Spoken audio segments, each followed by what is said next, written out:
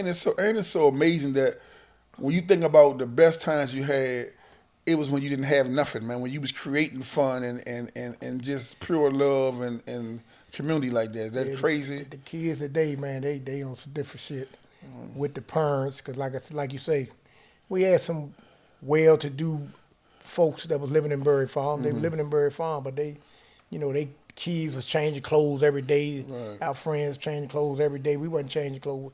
We were sharing clothes, man. I was borrowing my buddy clothes that he had on at school this day. I go over that night and get them. He throw them out the window. I had them on wearing them. Right, yeah. The next day, borrowing their shoes. I did all that.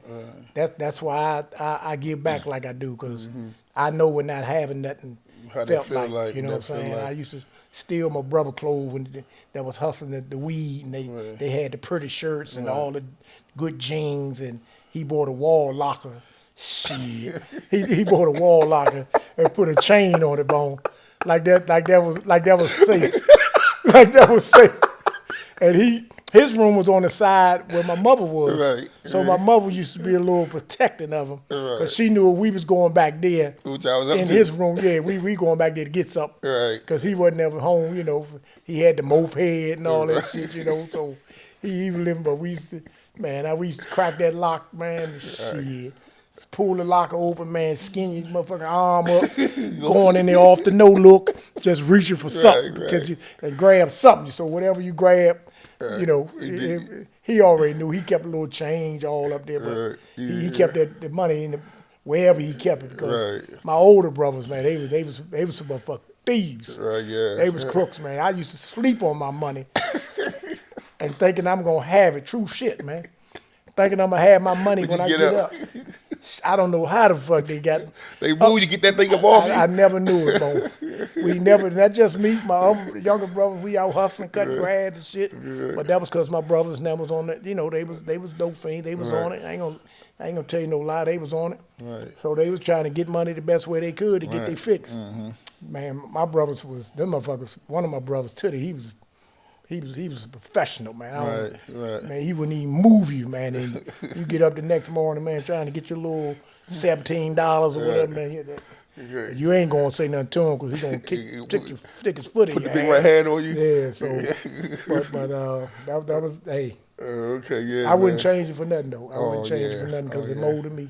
Yeah. You understand? And my father was on drugs when I was coming up. He was a beast when he used to drink, and he was on drugs. And I didn't like him. I couldn't stand him.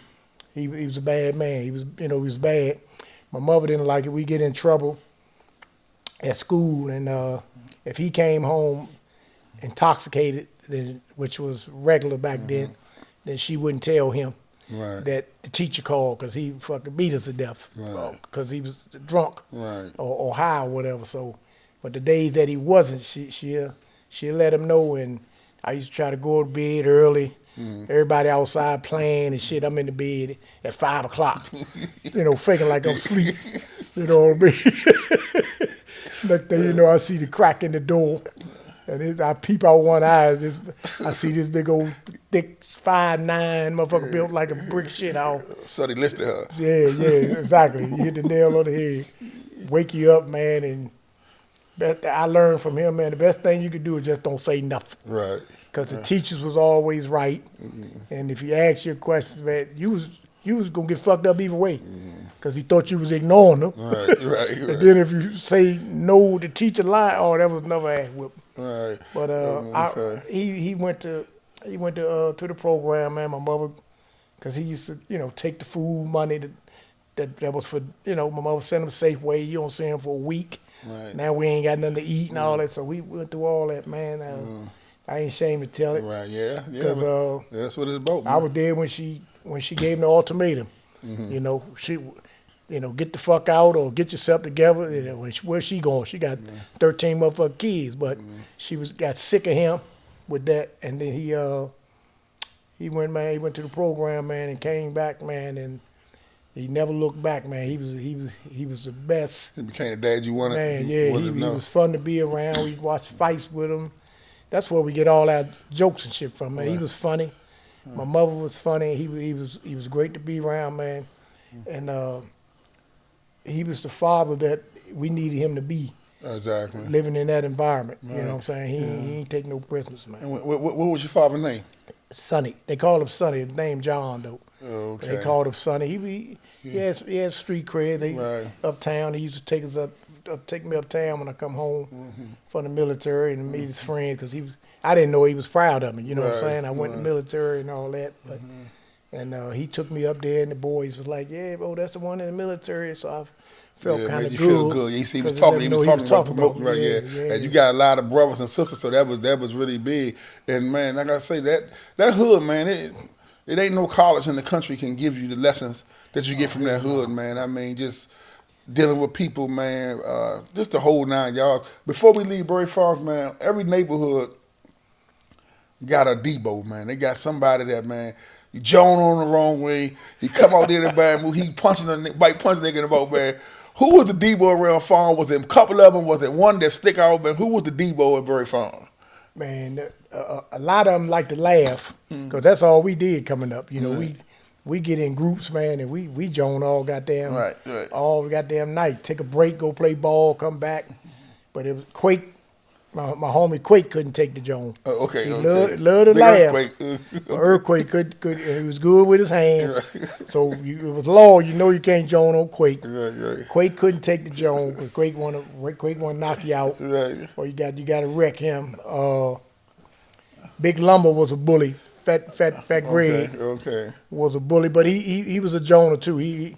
Everybody down there, man, they had to be sharp. If you wasn't sharp, man, we gonna make you cry. Right. We make you cry, man. We had some youngins down there, Pat Beamer, coming up, man. Them youngins thought they was sharp. Yeah. But Rodney Patterson, man, was an old school homie down there, man. Was the best motherfucking Jonah. He'd come through the cut, man, and just cut everyone, and you had you on your back. Right.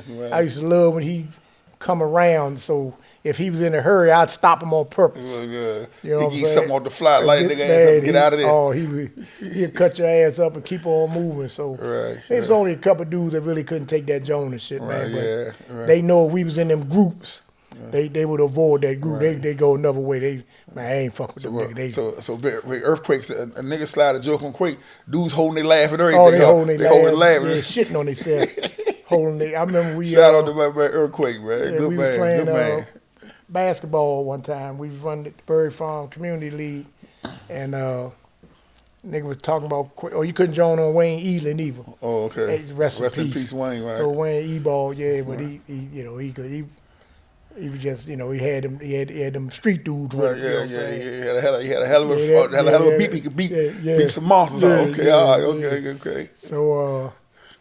So we were playing hooping, and I think my man Thurman was keeping the clock. And he said some shit about Quake, man, and Quake heard him, man.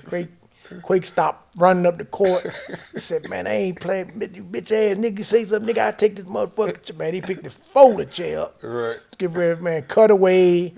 All the motherfuckers was laughing like a motherfucker, man. When Quake went off, man, they sound like the motherfucking dog on the, remember the cartoon, the dog used to say, yeah, man, they were biting blood coming out the motherfucking lip. Then when Quake come around, dressed up and shit, everybody looking, but ain't nobody saying nothing. You know what I'm saying? But some good super times down at farm. Man. Shout out to Quake, man. Shout out to Berry Farm, man. Cut too, man. That never funny one. Out the park, niggas know me. Curtbone, little homie. All days, yeah.